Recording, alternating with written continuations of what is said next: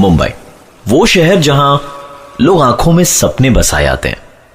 दिन की रोशनी और रात की चकाचौंध हमेशा ना इस शहर को जिंदा रखती है, पर इस रोशनी और चकाचौंध के पीछे छिपे हैं कई राज जिनको किसी ने जानने की कोशिश नहीं की, क्योंकि जिंदगी यहां चलती नहीं, दौड़ती है।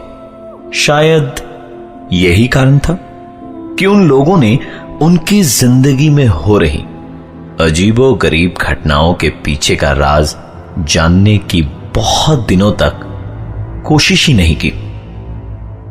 आज की यह कहानी प्रकाश, उसकी गर्लफ्रेंड नंदिनी और भास्कर के साथ हुई घटनाओं पर आधारित है।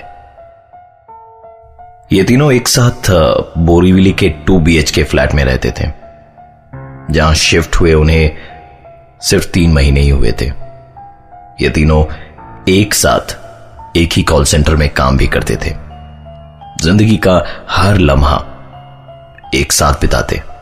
इन तीनों की लाइफ परफेक्ट थी, सिवाय एक अजीब चीज के। हर दिन सुबह जब 3 बजे ये अपनी कॉल सेंटर की ड्यूटी के लिए उठते, तो घर के बाथरूम, किचन या डाइनिंग हॉल की लाइट को ऑन पाते। एक दूसरे से सवाल जवाब करने पर एक ही नतीजा निकलता, और वो ये कि उन तीनों में से किसी ने भी रात को बाथरूम, किचन या डाइनिंग हॉल की लाइट नहीं जलाई थी। इस अजीब घटना की शुरुआत आज से 3 महीने पहले हुई थी, जब उन्होंने इस घर को अपना घर बनाया था। इन तीनों ने इस बात को किसी के साथ भी डिस्कस नहीं किया, क्योंकि उन्हें हमेशा यह डर सताता था कि शायद उनके दोस्त उनका मजाक उड़ाना शुरू कर दे। इस कहानी की अभी तक की बातें मुझे बहुत नॉर्मल लगी, क्योंकि मैंने खुद ने अपने घर में टीवी को 3-4 बार खुद ब खुद स्टार्ट होते देखा है। शायद कोई टेक्निकल प्रॉब्लम हो, लेकिन अगर हम प्रकाश, नंदिनी और भास्कर की कहानी की बात करें तो घटनाएं सिर्फ लाइट के ऑन रहने तक सीमित नहीं रही, क्योंकि धीरे धीरे एक के बाद एक अजीबो गरीब घटनाओं ने उनके दिमाग में कई सवाल खड़े कर दिए। 93.5 रेड FM पे एक कहानी ऐसी भी, प्रवीण के साथ।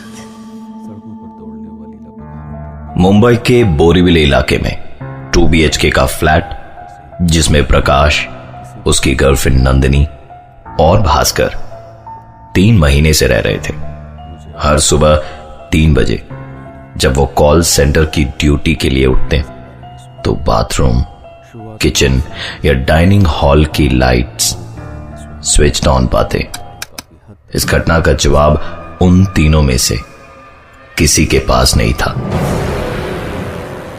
शाम करीबन 5 बजे ये तीनों अपने काम से लौटते थे, और शाम ठीक 6 बजे घर का काम करने वाली बाई भी पहुंच जाती। कभी कभार इस बाई के साथ उसका बच्चा भी आता, जो पूरे घर में खेलता रहता और उनके सामानों से छेड़छाड़ करता रहता। मुंबई शहर में बाई मिलना बहुत मुश्किल है, और इसलिए शायद वो बाई के इस बच्चे के सारे नखरों से परेशान होते हुए भी अपनी तरफ से कोई आपत्ति नहीं जताते थे। एक दिन तो हद ही हो गई। प्रकाश और नंदिनी जब घर लौटे तो पाया कि बाई का बेटा उनके घर के ड्राइंग रूम में खेल रहा है।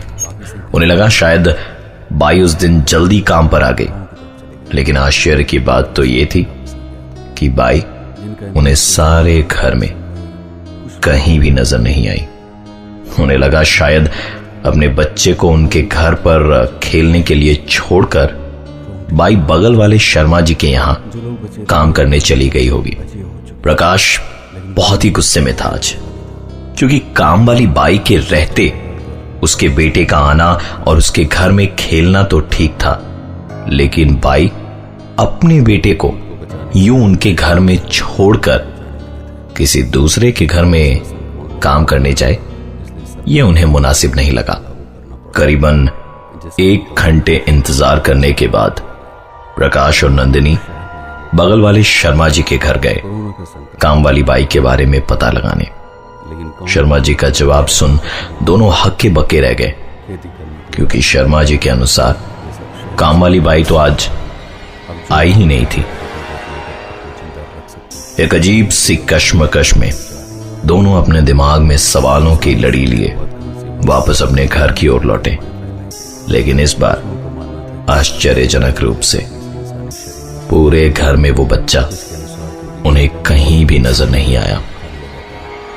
दोनों के मन में कई सवाल उठ रहे थे, पर उन्हें पार्टी के लिए देर हो रही थी, इसलिए ज्यादा सोचे बिना तैयार होकर पार्टी के लिए निकल पड़े। रात करीबन 8 बजे ओवरटाइम करने के बाद भास्कर घर लौटा और उसे इस पूरे इंसिडेंट के बारे में कुछ भी पता नहीं था। आपको क्या लगता है, घर लौटने के बाद भास्कर ने क्या देखा होगा?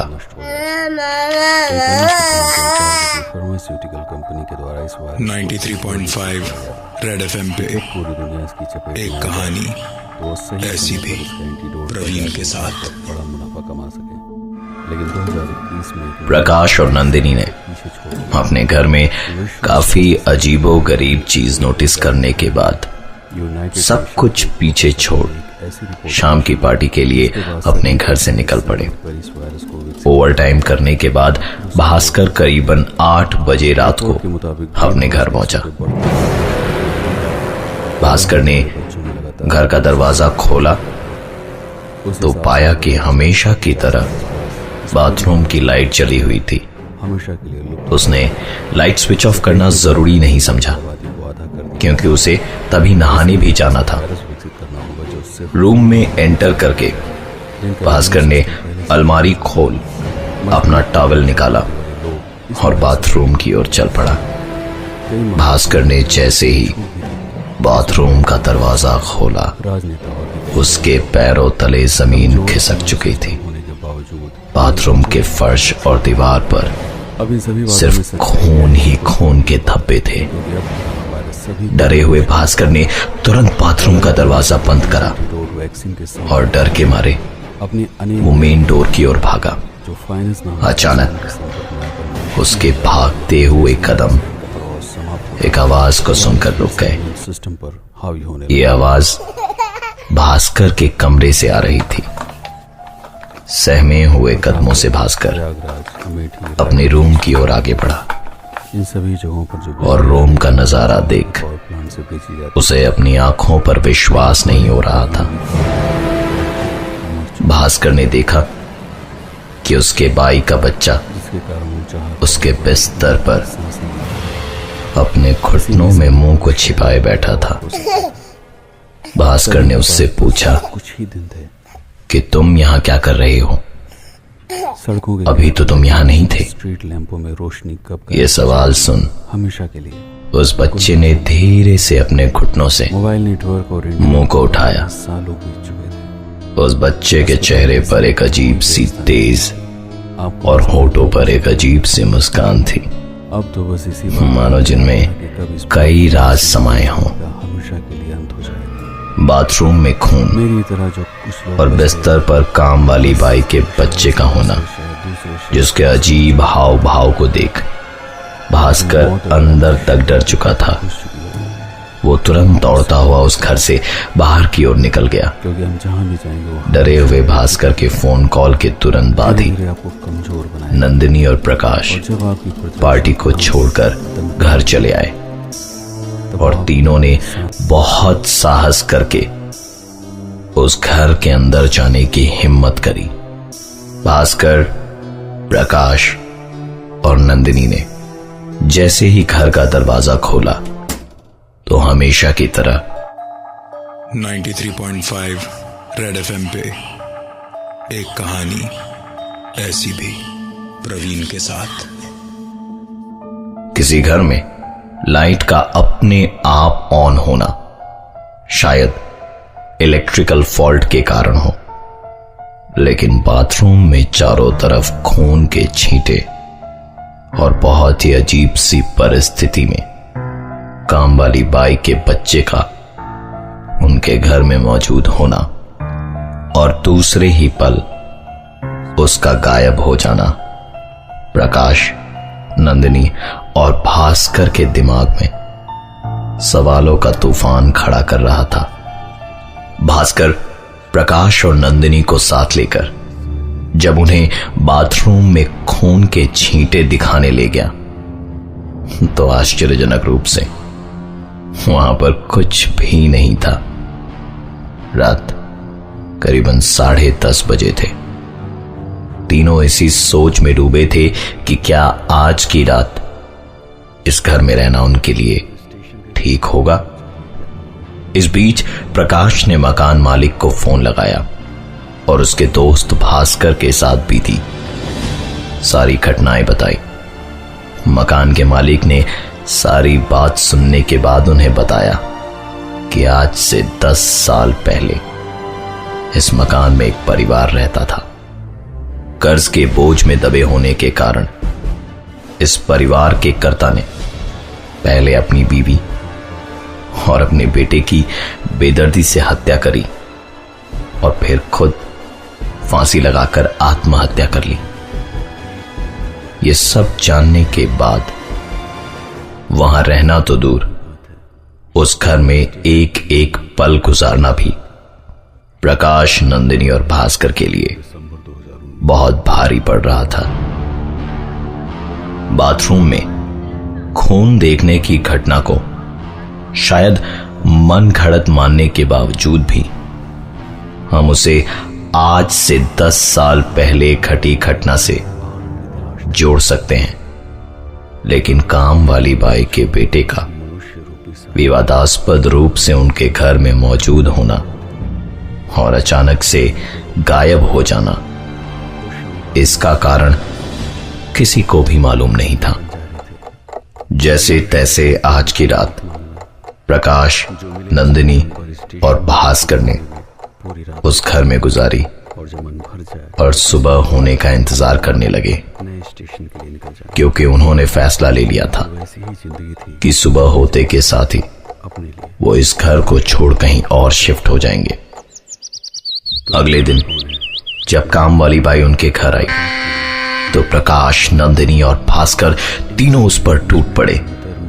एक के बाद एक सवालों की बौछार करने लगे, उसके बेटे की अजीबो गरीब हरकतों पर और विवादास्पद स्थिति में उसके बेटे की मौजूदगी पर।